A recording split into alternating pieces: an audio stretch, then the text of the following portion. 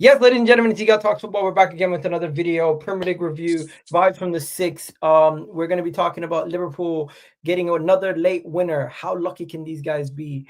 Manchester City beating Manchester United in another Manchester derby, absolutely obliterating them at the end, 3-0. Phil Foden showing up and finally coming back to the party. You also have Chelsea getting robbed. It actually does look like the goal was offside, the final goal from Brentford. So that's interesting. Plus, we got to talk about Arsenal. My team's looking scary out here, slapping teams for fun. And Spurs doing what Spurs do. They're getting results right now. Early in the season, they're getting results. Let's see if they can keep it up. But before we go any further, please do hit that like button. Please do hit that subscribe button. And yeah, we're gonna have a good panel show today. Rack's already in the building. A couple of boys are gonna be joining us very soon. But yeah, let's get the show started the right way as always. Bang.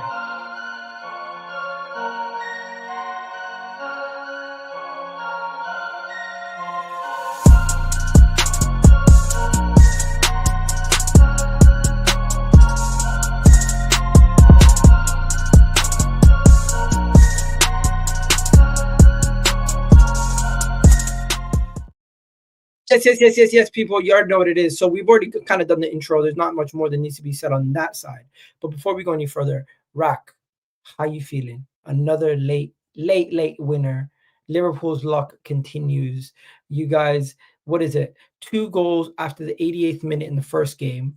Another late winner against Newcastle. A free kick in the 80-something minute versus Arsenal. And now No. Call it as it is. A late winner against Arsenal. A late winner versus Arsenal. And this time just get that right. A late penalty decides the game from a handball where the guy was just absolutely ridiculous. What was he thinking? But yeah. I mean that pretty much puts it. Yeah, that's pretty accurate. It wasn't a good performance. We did enough, but I wasn't happy. I don't think any Liverpool fan will be happy with how we performed. I think I expected us to have gelled more by this stage. And look, you can talk about mitigating circumstances and the point of the season and international break and all that kind of stuff, but still, I expected more. And that's not to say we won't get there. I'm pretty confident we'll get there. But it was just clunky. Like Burnley didn't really threaten us at all. I think both the eye test and the numbers kind of bear that out. But we just looked a little bit disjointed. The passing was a little bit off, was a little bit slow. It wasn't quite as incisive as it needed to be. And Burnley, they packed the box. They didn't give us any space, which is their prerogative. Look, Burnley have got different objectives than us this season. They're not here to make it easy for us, and they definitely didn't make it easy for us. But ultimately, we did what we needed to do. And if you can't play well, which we haven't done, I don't think we've played anywhere near to our potential capacity. But we've got a perfect record. So if you can't have a good performance, at the very least get a win, and that's what we've done. So great, I'm happy. I think the performances need to come longer term. The performances need to come because look, people talk about sustainability and stuff like that. It's not really about the last minute winners, but I also think that if you don't put in good performances, sooner or later you are going to drop points.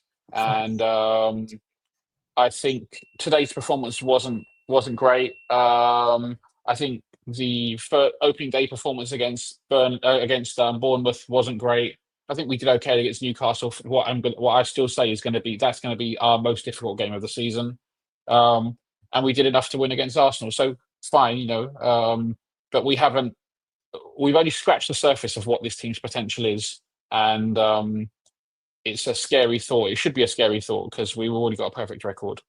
All right, Rack, there's a couple of things I need to mention, but before we get to the penalty and everything else, away to Turf Moor has been a place that's been tough for you guys for a while now, if I'm not mistaken. Yeah, I mean, we've won a few. I remember we drew. You win. Yeah. You win, Even but I remember there was a game we drew and someone, I think it was Joe Gomez. This was probably about 4 or 5 years ago.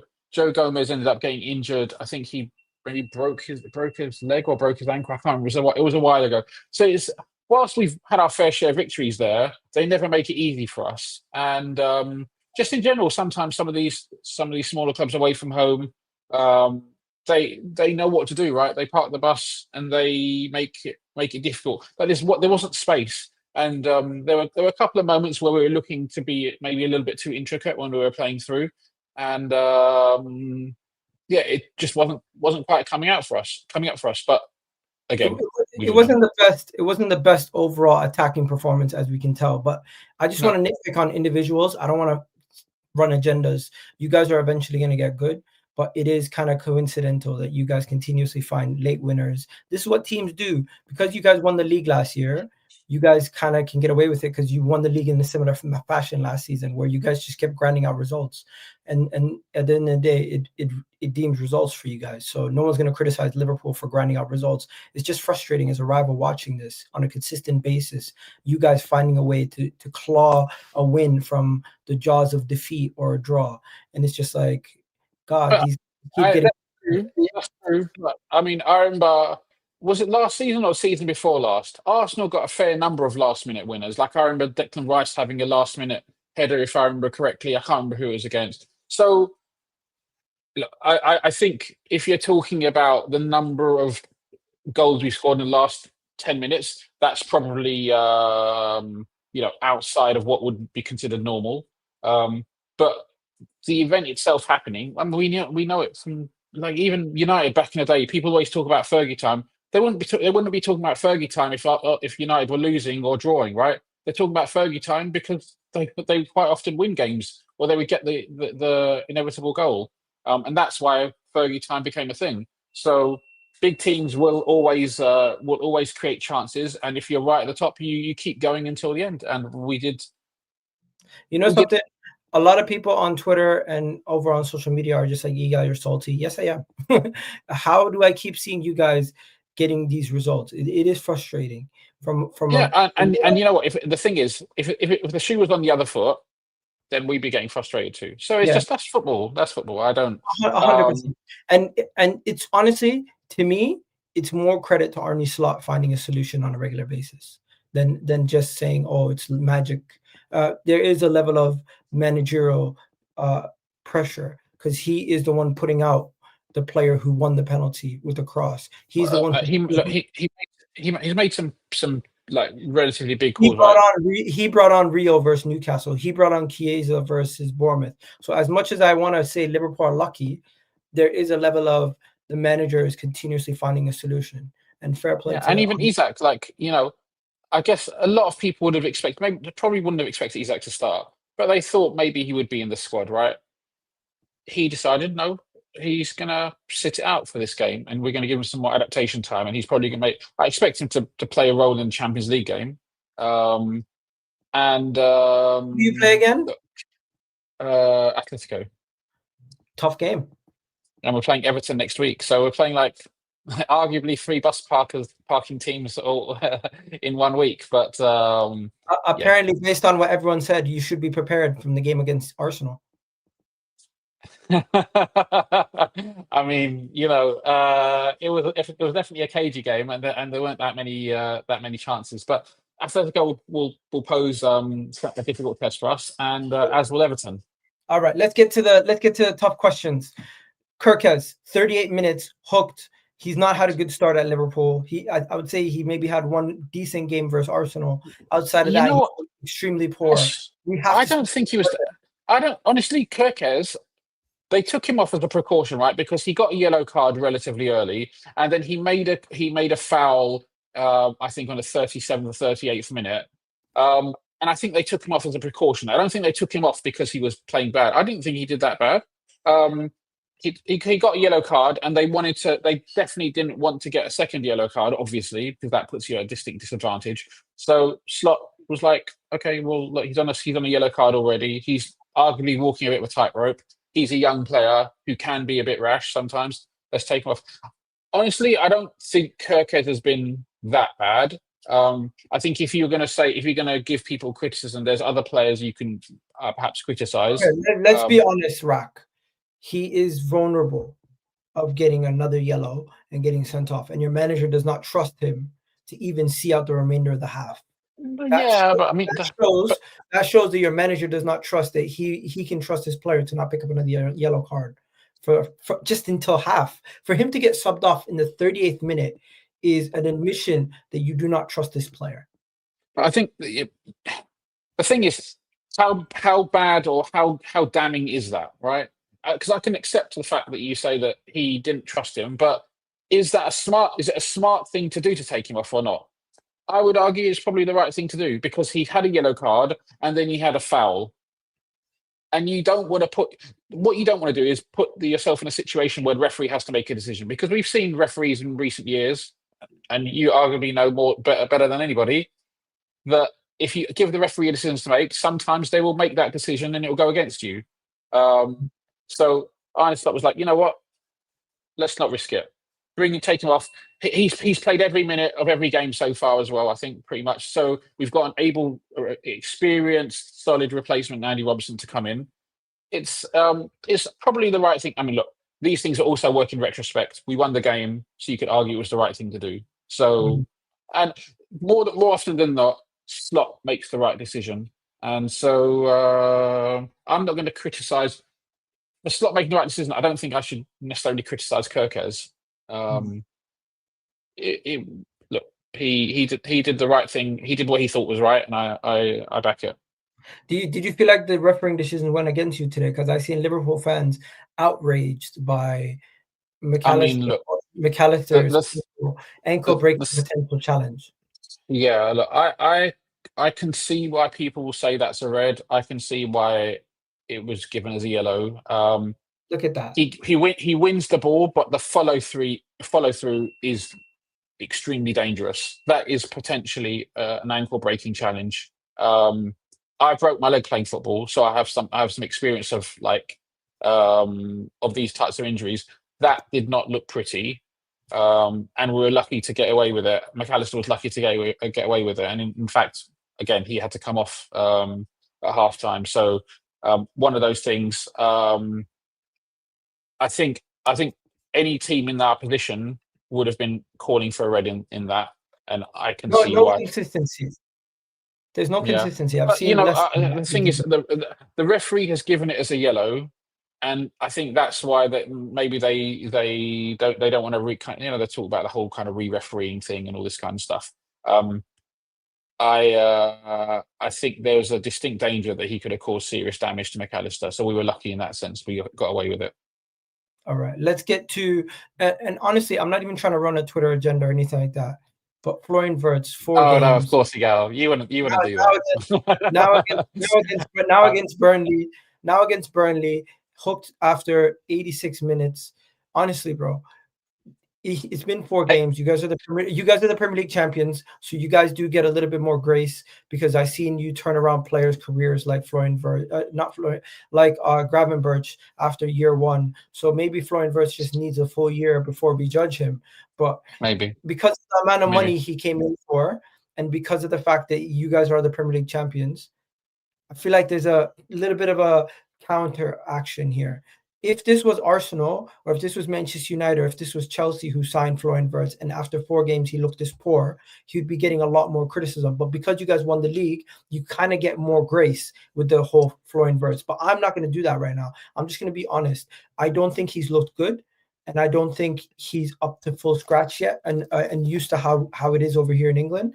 But if he does get used to it, eventually you'll see Florian Wirtz picking up form, looking like the player that we expect him to be. But right now, he does not look that good. And when I say hooked, I mean, you guys are looking for a goal. You took off your big summer signing to try to get a goal. To me, that is taking a player, that's hooking a player to bring in another player to try to get a goal. As much as you Liverpool fans want to say he wasn't hooked, he was hooked because he was not capable of helping the team at that point to get the goal. You know what is it, He deemed other players. This is semantics. We're fighting over the argument of the word. No. But the words I think I'm being very fair. It's been 4 games. I've watched every single one of those games, and I think he's only shown glimpses for one half versus Arsenal. And the rest of the time, he's been quite poor, brudged off the ball quite easily. And I don't think it's unrealistic to say Florian Wirtz has not shown anything to Liverpool yet, or glimpses yet, to say, hey, this is the player we bought. But he can turn it around. It's just right now, it is a fair assessment to say he needs to do better. So he does need to do better. The thing is that the language we use is important, right? Because there's certain connotations. When you use the word hooked rather than substituted, you're trying to elicit a certain emotion. And you know when you say, "Oh, hooked," and what do they say? Liga and hooked, The hook, stinker and hooked, or something like that, right? That's what people say. People say that because they're trying to be balanced, but they're trying to have a dig. And I get it. That's football. Like, we all do it. So, had I hoped for more from Florian Wirtz? Yes. I think he had a good second half performance against Arsenal. I think his second half against Bournemouth was decent. And he has shown glimpses again. His first half against Crystal Palace in Charity Shield, I think he was good. He was the best player in Germany for the last 2 seasons. So I think it's difficult to say that this guy is not world class or has world class potential, because he's the best player in Germany, right? But there may be a period of acclimatization. Maybe I was being unrealistic in my expectation. I thought that he would adapt more quickly. There has been a lot of change around him. There's been a lot of change to the front line. I would be a lie if I said I didn't expect more from him. But I'm not going to be overly critical of him, because we signed him for 5 or 6 years. We haven't signed him for 2 or 3 games. So I don't have any doubt that he will eventually show his quality. I really hope that it's not going to take a year for him to adapt, because that will curtail our expectations for this season. I think we definitely need him for the business end of the season, so he will have a bedding in period. But the thing is, it's easier when you're getting the results. Jay, People will be more critical if we're not getting the results and he's also not performing well. I was gonna bring Jay into it, but before I do that, we're gonna speak about Salah after you're done. Go ahead, bro. What are you saying? Yeah, all good, man. I was Liverpool did it again. I don't think they were very good, but they did it again. Late got Salah was very bad actually, but Wirtz. I was listening to the conversation. I was a big Florian Wirtz fan. I say was past tense. I'm not jumping off the train, but I will say that when people talk about being Prem proven or doing it in the Premier League, it's not to say that people who are coming into the league aren't good. It's to say that these players can turn up and put in big performances. I think for me, Wirtz has he's not got into it. He's not shown us the levels. I think for 100 million plus, I think you're entitled to expect day one output. It's a lot of the reason that people were basically, just to get you caught up, we were speaking with Rack, and we're on to the case of Florian Wirtz. 4 games, no production yet. And where is Rack? He's here. He just went off screen. He's probably making tea. But yeah, he's probably getting a fitted. He's probably going to put on a fitted shirt. All right. But Jay's jumped off the Wirtz bandwagon pretty much. No, yeah. My point is like it's not just people can say it's not just about why is it just about output? Well, Curtis Jones can help you link the play. Curtis Jones can help you.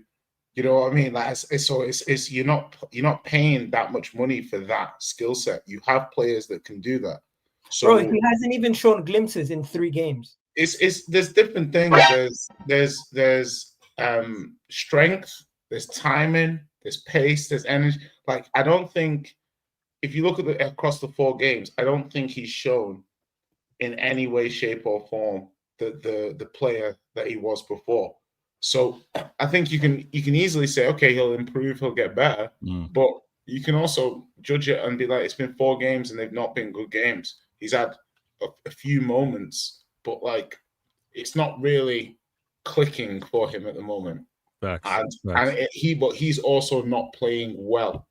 Yeah, so he's not playing well within himself, and he's not he's not really helping the team to a huge level, whilst he's not killing the team. Do you know what I mean? It's not like he's not the reason why Liverpool's performances aren't really, really high at moments, but he's also not helping the team. He's not showing any X factor. He's not. So it's not a coincidence in a couple of games when they're looking for a goal, he's coming off. Yeah, they're saying, okay, I think our best chances of getting a goal in this moment are without you on the pitch. Yeah. Do you know what I mean? So it's or with this other player on the pitch instead of you.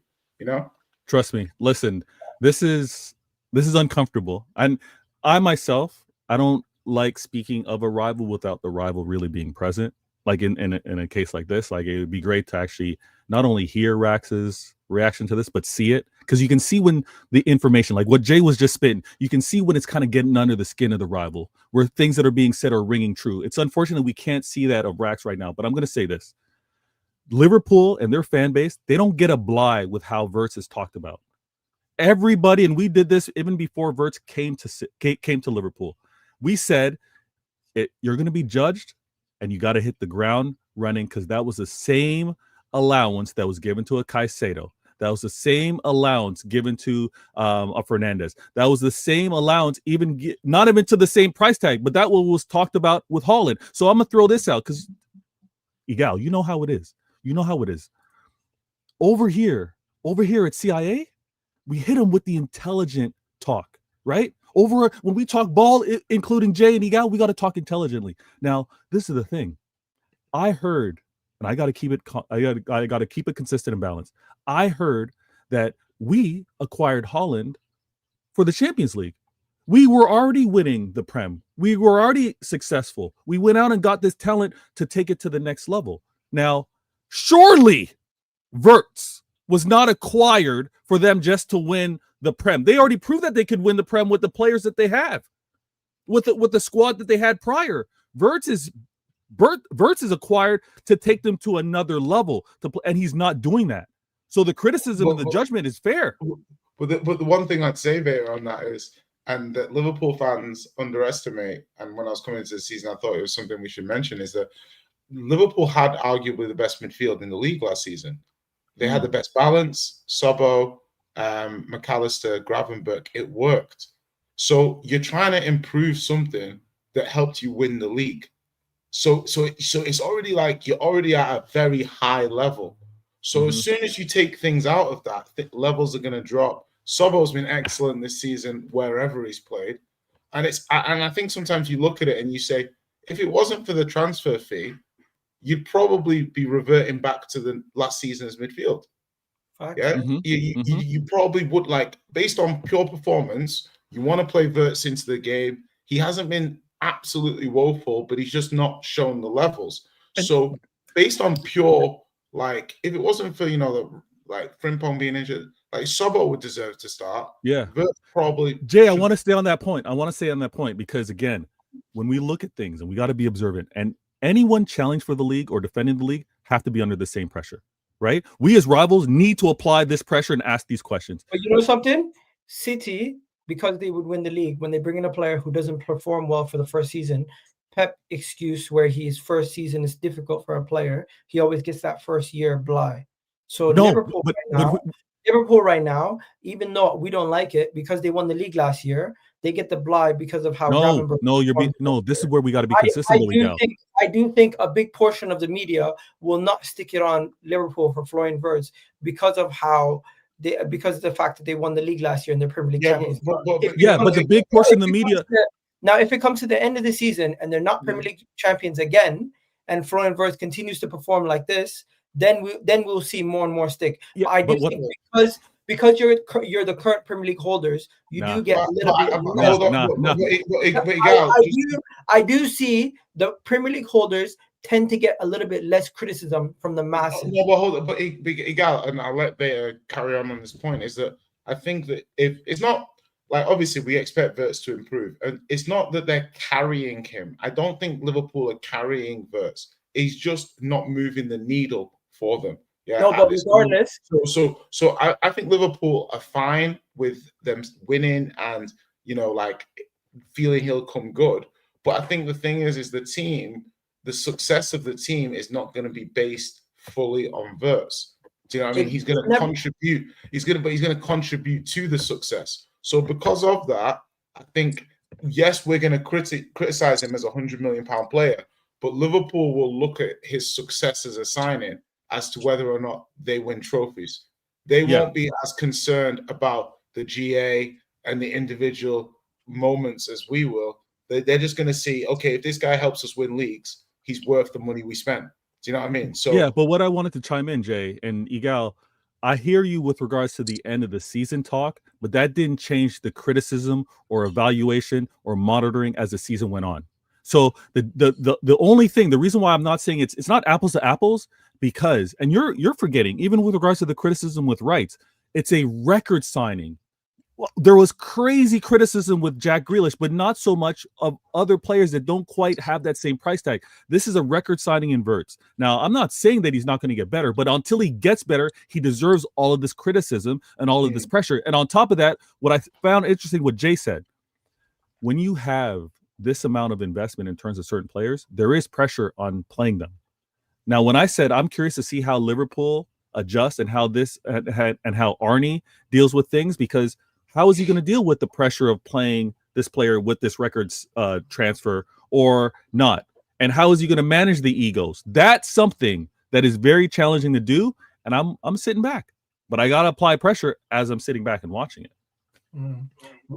We're going to shift gears quickly to the final topic from this Liverpool section. Mo Salah is now 4th all-time leading goal scorer in the Premier League's history. Crazy.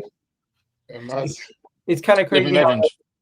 It's crazy how that's just normalized now. Like it's like Florian Wirtz, 15-20 minute section. Mo Salah, it's normal. Let's dive straight into the Salah thing, because obviously, like, because as a Spurs fan who has Son, and you know, there's a lot of Spurs fans who are like, oh, he's washed, he's this, he's that, yeah. Like like the last 2 games that Salah's played, yeah, that's like Spurs fans would be destroying Son for that. Like, they would be killing him for that. They were killing him for performances. Just like, I mean, today, like, he was really poor. Like, normally I'm just like, Salah did it. But the last couple of games, it's been like everything's been bouncing off him. Like, the final ball's too heavy. Like, he's not able to take his man. I know people will, like, and I just think these last couple of games, he's been terrible. Not like, oh my God, he's been terrible all season. Because I think even against Bournemouth, he was good. I think he had a good game.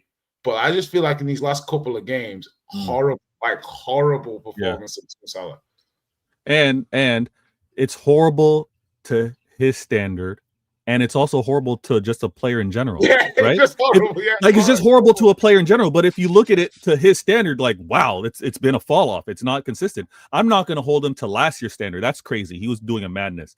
But the Mo Salah, the reason why he's 4th on that all-time goal scoring list, he's not playing to that level. And again, he gets credit for that penalty goal because you gotta be composed. You gotta be the one to be trusted to take it. But it was a penalty goal required to get this win versus Burnley, which will get that'll get brushed under the rug because, again, they remain undefeated. They've got their points. They move on. But, yeah, they have not. Liverpool, Salah has not been looking good. We kind of touched on that earlier before you guys came, so I don't want to run over the same topic. We gotta monitor the time. Already almost half an hour in. Can I just say about Salah? Look, aside from the fact that there's been a big turnover in playing staff, our approach play is different. And I think in the second half, when Conor Bradley came on, we were going down Salah's side more, and he was getting more touches of the ball and was a bit more involved in build-up play and 1-2s. But before Bradley was coming on, I don't think Szoboszlai was having the same link-up and the same effect on the game in collaboration with Salah. And I think that's also something that we need to bear in mind, because I think I read somewhere, like, compared to the average number of touches prior to this game compared to the average number of touches he was getting last season, it's basically 50%. He's getting half the number of touches. And so ultimately, if you're getting less touches, if you're getting less touches, obviously the pressure is on you at that point to deliver. And if you don't, then then people are going to be looking at you. But Salah set the standard. You're right. If you're playing to that level and that's your reputation, you have to maintain it. And he hasn't been great this season. But I think we'll eventually, again, as part of the wider front line, I think we'll work it out eventually. Yeah, just briefly on that, it's like I do get what you mean, because if I think about it, Salah he's picking up the ball a little wider.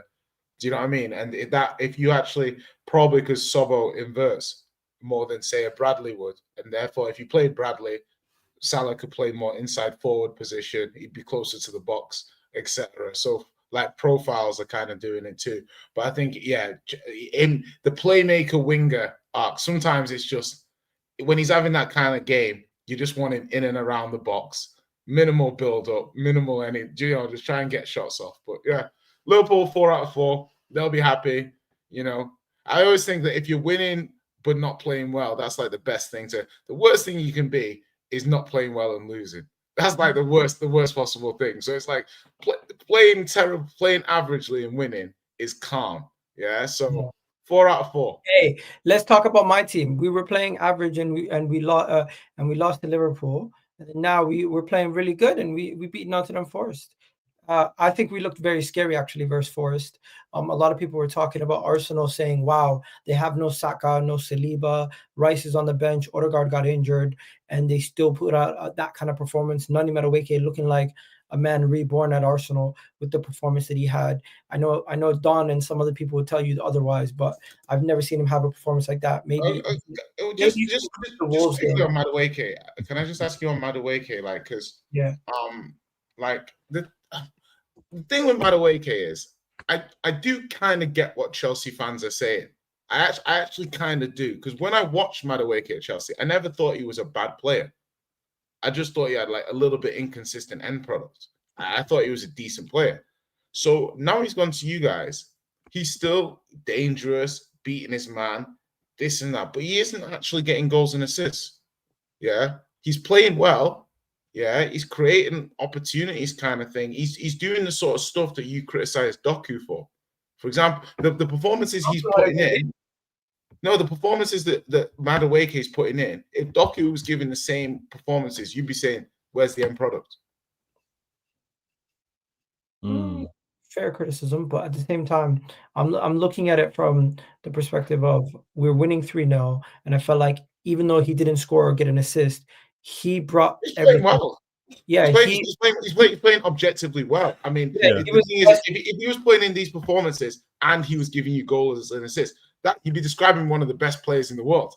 You know what I mean? You know what? I'm not gonna do the comparisons to other players, because then we're gonna go down a bad rabbit hole. But my main point is Noni Madueke, Zubi, and I would actually say Calafiori were the 3 players who I felt like were the best on the day. And what's refreshing to me is the left-hand side being a lot better also, with Eze doing his job on the left-hand side. Moreno was playing on the left-hand side and Calafiori was playing on the left-hand side. If you guys know Arsenal for the last couple of years, we've been right side dominant to the point where all of our attack comes down that right-hand side. Today, Noni Madueke, no excuse of a right back overlapping, no excuse of a central 8 overlapping. He just performed without any assistance. It was him. He took 14 take-ons, won 9 of them. Do you know how crazy that is? That's insane. He only lost 5 take-ons. He won 9 of them. The way he was dribbling past that left back is going to have to retire. I don't know how, or he's going to have to learn quickly how to defend. Do you remember peak Adama Traore? Yeah. Yeah, like kind of chaos merchant, real transition threat, ball carrier. He can help you attack as a ball carrier. You're almost like a playmaker, but by ball carrier. I think obviously Arsenal are doing well with these smaller games. But the thing is, relatively small games. Forest got into Europe last year. They finished up. Yeah, but I think relatively, it's like Bournemouth when they played Liverpool. Everyone thought that was a bit of a scammy win, but then you look at how good Bournemouth are, and you're actually like, oh, actually, that's a good win. Do you know what I mean? So Arsenal have beaten Forest, who are towards the bottom of the table, and they've beaten Leeds, who are towards the bottom of the table at home.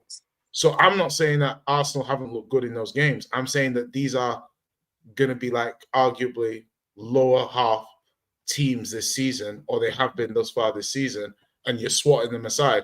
I don't think you're having trouble with these teams last season either. Do you know what I mean? So it's not something for me where I'm like, oh my God, wow. At the moment, I think it's a good win, but I'm waiting to, like, obviously maybe it's just you played so well, you made Forest look poor. No, but the reason why Arsenal fans are looking at this game and they're so like excited by it is, number one, it kills a lot of our concerns, in the sense of you have now you see Eze playing in the left wing. He looks just as dangerous as we expected him to look. We see Gyokeres, even though people were saying Gyokeres is not adapting, we're seeing him adapt. We're seeing him get flick-ons. We're seeing him come into the midfield, flick on to players, get open, find a moment to get a goal. Transition goals where it took 3 passes to get to the ball into the back of the net, from Calafiori, Eze to Gyokeres, all first-time touches. Boom, 1-1-1. And it's like, we don't see these kind of goals from the past. Now, Zubamendi's 2 goals, fair play. You're not going to see Zubamendi pop up with the header. You're not going to see him pop up with a half volley every single day. But the overall performance was that was a full volley. That wasn't a half volley. Whatever you call it. You don't see that all the time. You don't see these kind of performances all the time, where it's like you're so comfortable without your best players. Like, once again, I have to emphasize, Bukayo Saka didn't play, Havertz didn't play, Saliba didn't play. We already know Jesus, Ben White, and some of these other guys who have been fit. Declan Rice was on the bench. He didn't start the game. Odegaard got injured. He came off after 31 minutes, and we did not look like we dropped off one bit. Compare that to Chelsea, who just made a couple rotations versus Brentford. They look like a shell of themselves. I think Arsenal played well. I don't think anyone could watch the game and think you didn't play well. I think you played well. So obviously, one more. How heavy does Gyokeres look now? Still looks heavy. Still looks heavy. Hey, still looks heavy. Still, like, the thing is that, like, obviously, was it Murillo was off injured at that point? Was he? Murillo got injured after 40 minutes. Okay, so obviously, I mean, like, Gyokeres is always going to score goals. I don't think anyone doubts that he's going to score goals. In the big game, though, it seemed like you did with the weight thing. I still don't think he's a leading striker, a top striker, but you don't necessarily need that. You just need someone who can score goals and contribute. And I don't. You were getting goals from Kai Havertz, right? And Moreno. Like, you actually have an attacking player in that position. You're gonna get goals. The hesitation or the criticism that some of the rivals were saying is like, he doesn't look like he's gonna be the guy if he's gonna be considered top 2, top 3 in this league. Yeah. Right, in terms of how impactful or the type of dominant player that he's going to be, but in your system, he's going to collect goals. Yeah, I'm more like, is he going to help? Like, say you play City, yeah, is he going to be in the Golden Boot race come the end of the season? Yeah, no, of course. And listen, if he scores 20 plus goals and Arsenal win the league, huge success. Even if he scores 15 plus, that's fine. So yeah, every episode we're going to do an update. If you want me to be googling, if you want something to talk about, if you just want us to come on here, but we can also do that. Okay, I mean, well, listen, I'm not gonna lie to you. The agenda for Gyokeres is not the same for Sesko. Sesko is at Manchester United. Everyone's just like, it is what it is. He cost way more. That's the 16th place team. That's the 16th place team. He costs way more and is having way worse performances. Nobody cares. Ekitike doesn't do shit for Liverpool the last 2 games. Nobody cares. It's just Ekitike was all right. He didn't do nothing yesterday. I mean, last time. Ekitike this season has been better than Gyokeres this season. Okay, listen. That's not true. That is absolutely. I will say this. Yeah. 3 goals in 4 games, buddy.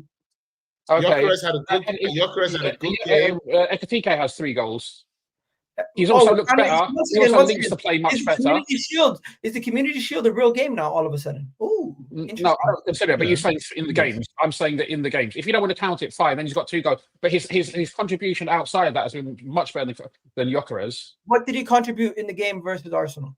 Okay, but that's one specific. And what did Gyokeres contribute in that game? I'm pretty sure you're going to say 2 chances. Those chances were shit. No, the Timber chance was not shit. That was a clear shot. Come on. A clear shot on goal from where? From the right side of the box. Do you really think Gyokeres has played better than at the end of the season, Ekitike I'm saying Ekitike hasn't done nothing for the last 2 games because he plays for the Premier League champions and they win the games. Nobody cares. When Arsenal win a game, you're trotting this line out. You're trotting this line out every when Arsenal win a game, whenever something. No, it's true though. When Arsenal win a game, it's not true. It's your opinion. It's your opinion, Igal. That's not true. No, Igal. Please confirm this is your opinion. I'd like you to confirm this is your opinion, please. Not fact. This is your opinion. Okay. Okay, we can agree on that. What I see is Gyokeres wins the game, first game of the season, at Old Trafford versus Manchester United. Doesn't have a good game. Guess what? He gets criticized. Ekitike, first top 6 game versus a top side like Arsenal. What did he do? Nothing, and no criticism. The next game versus Burnley, nothing. Because you're saying that he did nothing. He didn't do nothing. He was dropping deep. He was linking up play. He was trying to build. He's trying to build attacks. My point is Gyokeres is looked under a bigger microscope than all these other guys. That's a fact. But it got also. You're saying it's a fact. It's not a fact. It's your opinion. It's your opinion. It is a fact based on what we see on a regular basis. No, it's not a fact, you guys. It is a fact based on what we see. There's more Google searches. There's more Google searches about Gyokeres being poor at Arsenal than Igal. Okay, Igal. I'm going to call your bluff. Igal, I'm going to call your bluff. This data. Why do you have this data? Show me the quantity of Google searches. I want to see this Google search data that you've got. That can actually be proven. Speak now, or forever hold your peace. Show me the Google search data, Igal. I don't believe Igal has the proof. You can't be making up this stuff and then not, and say you've got the data and then not have the data. We want to see the data. I'm gonna real time. One second. I am gonna show you guys real time the comparison between the two, but you also have to remember Florian Wirtz right now. Don't straw man your own argument. Don't straw man your own argument, Igal. Don't straw man your argument was that there's more Google searches about Gyokeres missing or whatever, making contributions to Ekitike. You proposed that as a data point. I want to see that data point, please. Yeah, I will. He says, I just want to see that specific. Because that was the pillar. That was the foundation upon which his whole argument was based. And I'm gonna posit that was made up, and that was in fact nonsense. I definitely feel it was.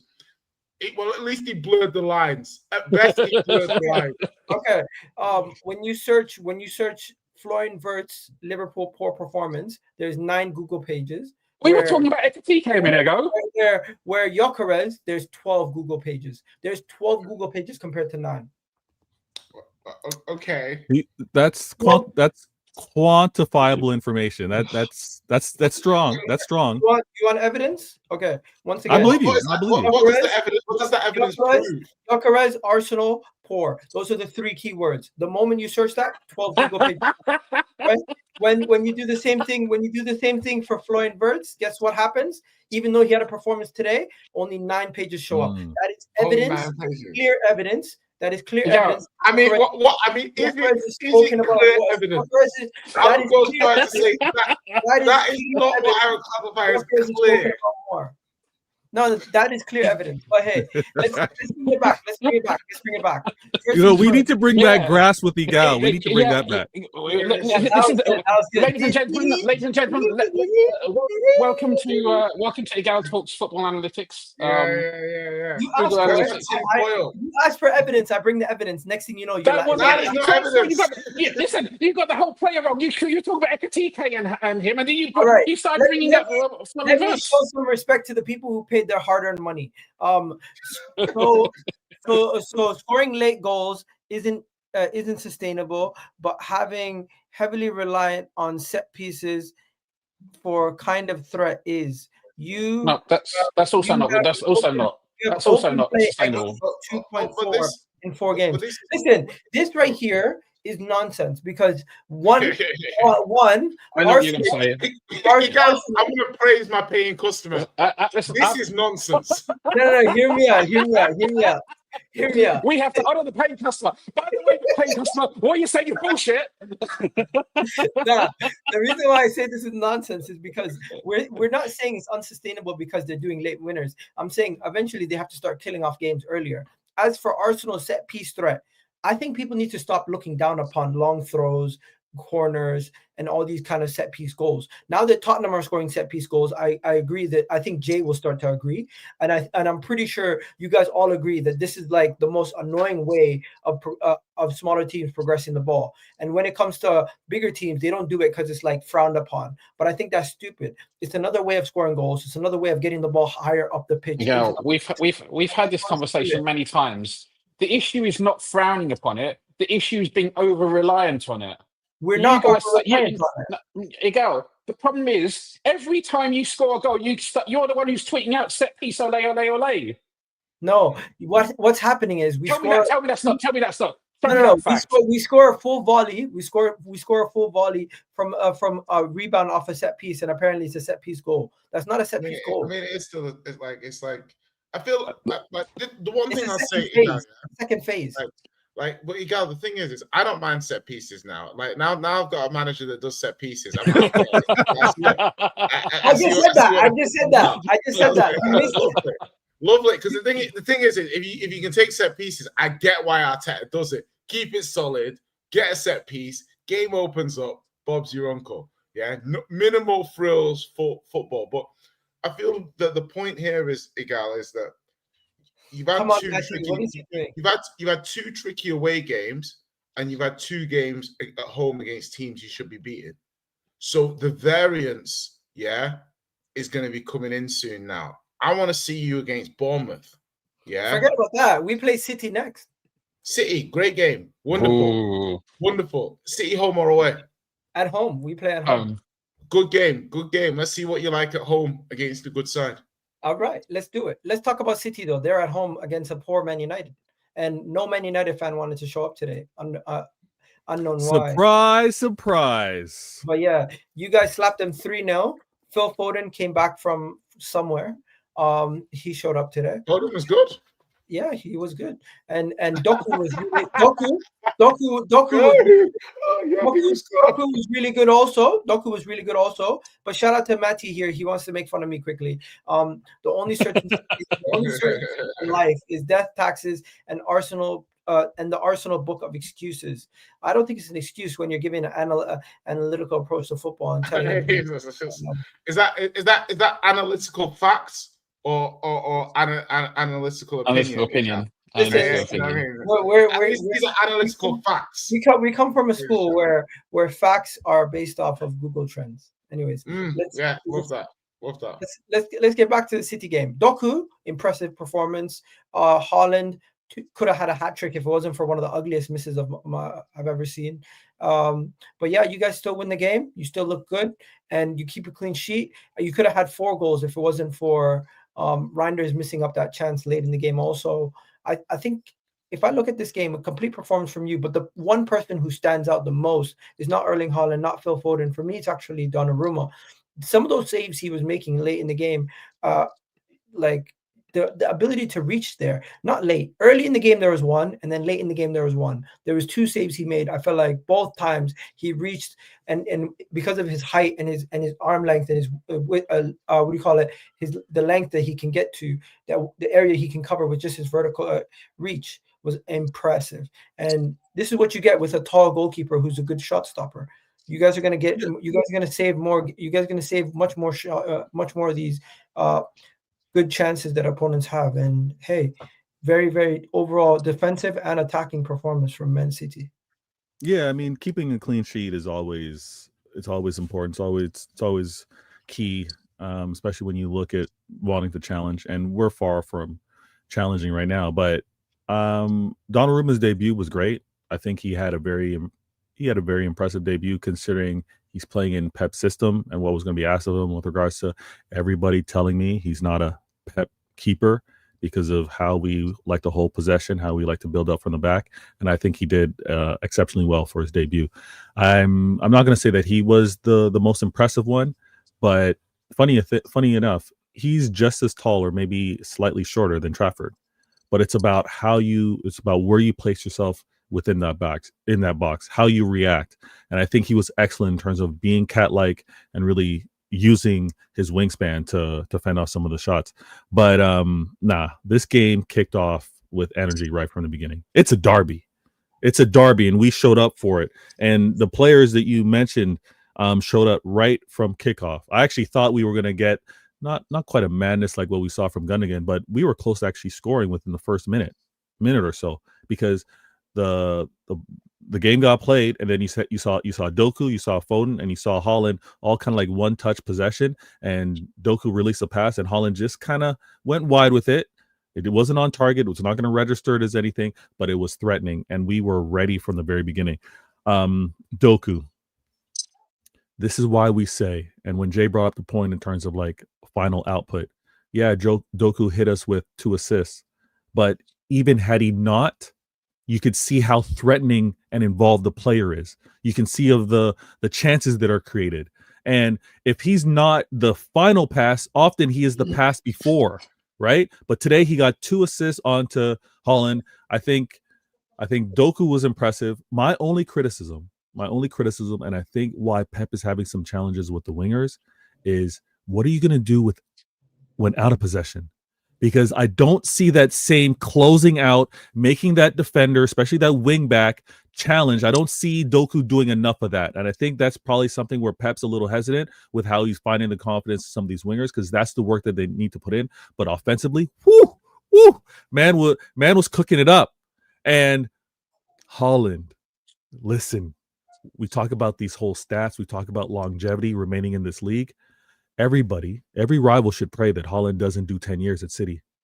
I'm telling you right now, all of you guys should pray that he's going to look to move on and go to Barcelona or somewhere else. Because if he remains here, no one scores like him. No one's as efficient to score like him. Go look at his records right now. 50 home games, 50 goals. It's mad. So I just need him healthy. There's going to be questions on who's going to be feeding him the ball. I'm not saying we answered any of that today, because this is United. This isn't United. This is just United. They ain't that club right now. So I'm not getting gassed. I'm not going to say we're back. I'm not going to say we're on to challenging. We got the 3 points that were needed. We stopped this 2-game losing streak. We prevented United from getting their back-to-back wins. That's for someone else to do. And now I get confidence from Doku from international play.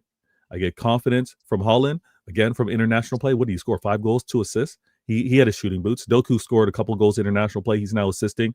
And Foden. I know Doku did really well. I'm not Doku's biggest fan, but he was really good. The assist for Foden, he did really well there. He was very good. That assist and that attack, again, showing that he can play on the opposite side of the field as well, was very nice. And Foden, I love it. When usually everybody in the chat, hit that like button if you haven't already. But usually, if Igal is going to be giving any type of intro with regards to Foden, he spends 30 seconds, at least a minute, breaking things down. You know how quick he was just to speak like, oh yeah, Foden looked good. He came back to wherever he was from. Foden showed up in a derby. Foden showed up in a derby and played very well, centrally as well. This is the thing. Never doing any comparisons. I told you the comparisons between players is done. But Foden, Pep's got him playing out wide. Pep's going to have him playing centrally. Today, he was needed centrally, and he showed that he can play that role. He showed that he can be that one. I still think he was a little heavy on a couple passes, but you could see that the vision's there. He's ready to take that baton, right? KDB was like, you know what? This relay race, my time's done. It's now yours. And we just need Foden healthy. That's all we need. We just need him healthy. So I think Foden can do it, but let's see. Say it? I said I don't know if he can do it, but let's see.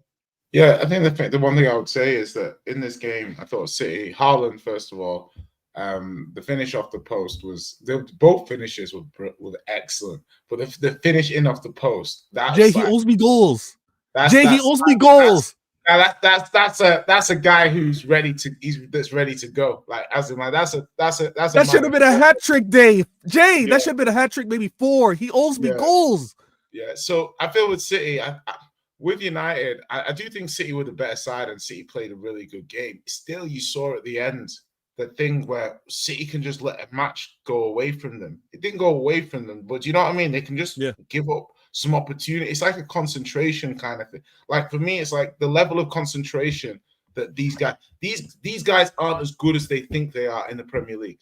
Essentially, they need to concentrate from minute 1 to minute 90, 90 plus 5. Yeah, and like you say, like the Doku, the pressing, it's that energy that it doesn't matter. What's the worst that could happen if I don't do that press, etc. And then the players are able to get out. You can't pin them in. You don't get the pressure build up. So I see that, and I think City today is good. I'd be interested to see, can you guys do this every week? Like, is there a fitness thing here? I'm with you on that one. As you bring up that question, and that's why I kind of said my manager might have to choose on which competitions he's really going to go after. This season, we're playing for all trophies. I think based off. But 1 minute. I didn't realize that you could pick and choose. I thought you don't pick and choose. Or do you? My manager just picked and choose before. Which ones you don't pick and choose? Which trophy do you prioritize? I thought that was like City's thing. That was your thing, no? No, prioritization of trophies. So thanks for interrupting me, Rax. Late in the season, no problem. I can do it again if you want. Oh no, I've seen you do it many times. Late in the season, my manager has had to make the choice. During your quad pursuit season, right? I saw him make the choice on, you know what? We're not going to play our strongest team in this FA Cup because we got Real Madrid in the Champions League. So I think it might be a case like that, depending on where we are in the standings, depending on what we're better suited to maybe come away with. He's going to have to pick and choose. But when Jay mentions, I don't know if that energy level will remain there to do it game after game. That's my biggest question. And when we're talking about full 90 minutes, we have to defend just as aggressively to the final minute as City have shown us to attack.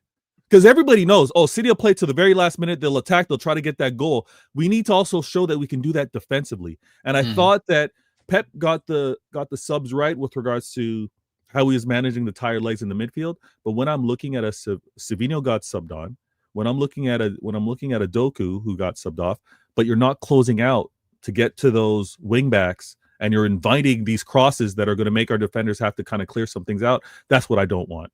And we got to change that up. But this game, listen, everybody, the conversation is going to be about something else. It's not about City this week. You know, I have fatigue for Manchester United. Let's not speak about them, honestly. At this point, it's gotten to a point where they lost to City. Are we expecting them to beat them? I think United. Well, hold on, Jay, hold on. Jay, one sec. Jay, one sec. Igal, what were you predicting going into this game? I don't know. That's convenient, isn't it? That's convenient. He doesn't remember. I have a foggy memory. But there is 2 more games we need to speak about, and we only got like 15 minutes before. Can I just ask Raider, how do you feel about going to Arsenal next week? How are you feeling about it? I think say that, Rax. What are you trying to spoil content for later in the week? Preview, man. We got rookie mistake. It's an hors d'oeuvre. The main course will be next week. That's a whole other 2 videos. Yeah, Rax, relax. We don't need to give everybody everything. Okay, fine. You can tell Rax doesn't have a channel. No, but Rax is a businessman. He knows to build up the anticipation, yeah. All right. Quickly, Jay's going to speak about Spurs, but before we get to that, quickly, Brentford, did they rob Chelsea of the win? Or did they deserve the 2 points? I mean, did they deserve the 1 point? Me? Did you guys see what happened? I think that Brentford deserved the draw. Brentford-Chelsea ended 2-2, and the second Brentford goal, the long throw, was the player who tipped on the pass to the final to Fabinho. What's his name? The Cavallo guy. Yeah. that Former goal Liverpool player. should have been disallowed because the player who flicked it on was in an offside position when the ball. Nah. Wait, am I wrong to believe that the offside technology that they have is not available for long throw-ins? Is that something that they can't register? Because offside, you can't be offside from a throw.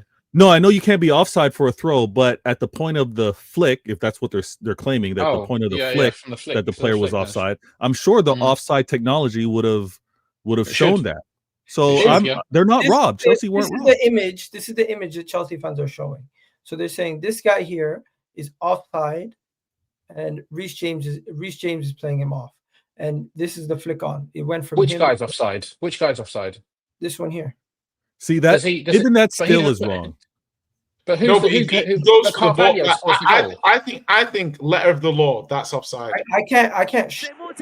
I don't want to get in trouble. Yeah. So basically, the player who's offside goes for the ball, but he doesn't get it. But I need to see. You need to see the slight flick of contact and where that player is to really say is he offside. It looks like it bounces and then it goes over there, but this man clearly tries to play the ball. Hey, yeah, but but depends on at what point the contact was. Was he offside when the contact was made? Were Chelsea robbed? If that's the goal, you know what? I'm going to say no. I don't know, but I'm going to say no. I don't see a clear and obvious. Jay, do you see a clear and obvious? No, I think the thing is that I think he went for the ball. I think it's if you then argue, did he interfere? Did he stop the player? Any of that sort of stuff. I think Chelsea just need to defend it. And there's a player free at the back post. Doesn't really matter. I wouldn't be like if that goal went against Tottenham, I wouldn't be crying about the fact that the ref had allowed it. I would be like, that's bad defending by us. Like we should have defended that. So I think it's a bad draw. I don't think Brentford might surprise me, but I don't think they even looked that good against Chelsea. You know, they scored. Brentford looked the better team. They deserved the point. I think Chelsea, when they got their players on, when they had like Palmer come on, they just they looked a different level.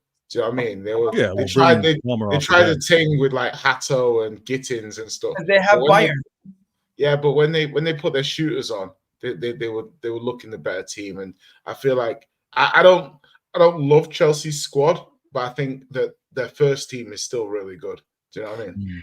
Yeah, we got some super chats, so let's read them quickly. Man here says, be wary. Liverpool haven't even clicked into gear yet. Fair. You could say that about many teams. It's early in the season. Any particular team you'd like to say that about, Yo? Arsenal. You really need to do some. You really need to do some research on Wirtz's agenda. It is embarrassing. Kinda like Rice has 2 free kicks to his name and make sense. What? Am I reading that wrong?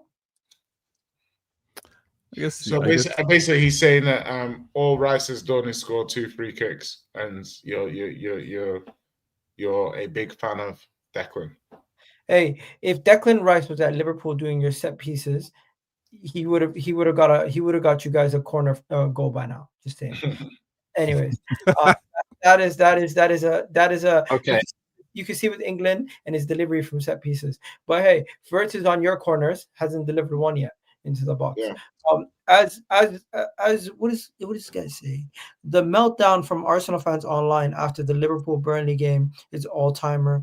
By the way, heads fall off everywhere you look. Weak mentality. That's not even true. It's just frustrating to see a team consistently find a way to win when you think they're about to drop points. It is frustrating to watch it from the other side. You've seen it on a regular basis as a Liverpool fan versus Man City when they never would drop points. Even on the final day when they were down 2 goals, they still found a way to win the league. And you as a Liverpool fan witnessed that on a regular occasion versus Man City. So don't sit here and act like, oh, it's not frustrating. It clearly is. And to say meltdown, nobody's melting down. We're just kind of laughing. We're like, we kind of expected it the moment the red card happened and there was 5 minutes left. But hey, Jay's team looks legit. Looked like, I'm not going to lie, Spurs look like they're going to be causing people some trouble this season, especially teams like Chelsea might find it difficult to play against Spurs with the new manager who is guess what? Spurs fans are no longer complaining about set pieces. Ange is gone. Ange is gone. They're scoring set piece goals. They even had a disallowed set piece goal for the opening one. I actually watched the game, by the way.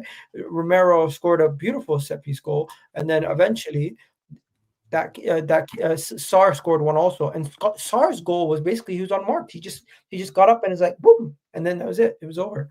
The game was done from there. And you guys look good. Young Bucks are starting to develop, and Xavi Simons gets an assist in his first game.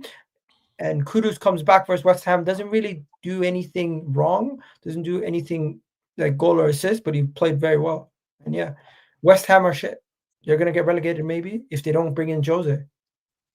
I think, yeah, so I think actually good game, good win. Right up there at the moment. You know, and obviously having played City and West Ham away, Burnley and Bournemouth, decent mix of games. Decent spectrum of games, so we have a decent idea of the level of Spurs. You've played like a lower team. You don't have a decent idea of Arsenal yet. Interesting. But we played Bournemouth and we played City away. Do you know what I mean? So it's like, for example, I think Bournemouth. We played Liverpool and Manchester United away. Yeah, and the performances in both those games weren't necessarily spectacular. They weren't like, do you know what I mean? Liverpool, you were pretty good. I was just trying to understand your logic now. Yeah, so my logic is basically Arsenal have won the games that I thought they were going to win at home. Like with Spurs versus Bournemouth, I thought we were going to win the game, but then with the benefit of hindsight, Bournemouth have won 3 out of 4 and they outplayed us. So it's like, oh, Bournemouth are actually better than I thought. Do you see what I mean? So it's like Spurs doing well. Obviously, we had the PSG game as well. So we need to keep the levels up. I think Spurs have quietly got a really good squad.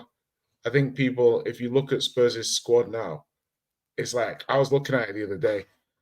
To think that like Maddison and Kulusevski are out with long-term injuries, nowhere near the squad at the moment.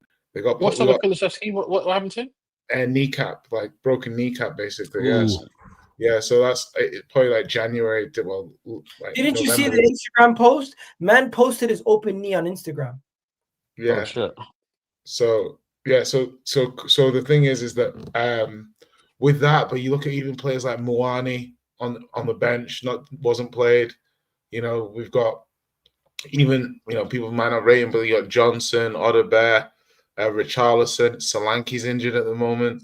Do you know what I mean? So it's like you've got like Solanke, Kulusevski, Maddison all out, and Muani doesn't even play, and you're like, okay, Spurs have got some players now. You know, Bentancur didn't play, Sarr, rotation. So yeah, I think Frank's done an amazing job in terms of Spurs. Conceded 1 goal in 4 games.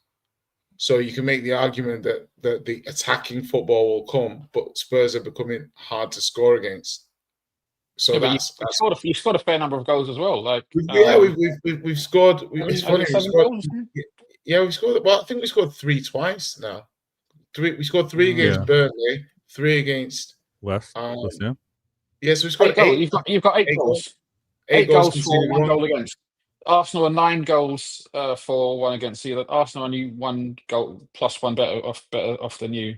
They're +8, you're +7. So yeah, I mean, I don't know who Spurs have got next. Actually, we got Villarreal in the Champions League. But I mean, I don't know who we've got next week. But yeah, it's a really good start. There's no real negatives at the moment. If we got Brighton away, okay, nice. But I think Brighton's an interesting one actually. Tricky game, but we're looking good. I'm just gonna say this. I think the main thing takeaway from Spurs, I would say, is their MO of playing defensive football or coming back to that slightly with Thomas Frank is going to make it more difficult because the last couple of years was 6 points for pretty much Chelsea, Arsenal, and everybody. I think it was quite easy. It's going to be a lot for me, but I hear you. No, City, they have a hoodoo over you, but like I think they're definitely going to make it more difficult. And the main thing is Ange's style made it more easy for the lower half of the table to get points off Spurs. This system is going to make it difficult for everyone across the board, and the talent level being better off than 90% of the league. or at least 90% of the lower half of the table, they're no longer going to be a team outside of the European spots. They don't have any concerns of that. Easily in the conversation for top 5 this season. And we're just going to have to see who else rises to that occasion. But for now, I'm going to have to wrap it up, and we're going to send it over to Vader's channel. Ahmed unfortunately couldn't make it. He took a power nap and woke up just 2 seconds ago. Wait, which Ahmed? Which one? Chelsea Ahmed. And the other Ahmed. Wow. The other Ahmed, of course, is going to be at Al Ahwa very soon, and he had to do his own show before he started that. So unfortunately, he couldn't make it. But yeah, long story short, and M is in Morocco and has no Wi-Fi. Kaz is also in Morocco, has no Wi-Fi. Rich couldn't make it, and I did not get a chance to ask Sheik. It's like Igal's taking attendance, like at school. Yeah, there you go. So yeah, we're gonna wrap it up here, boys. Long story short, everyone thinks Tottenham's gonna be in the European spot next season now. Surely. Yeah, Looks good so far.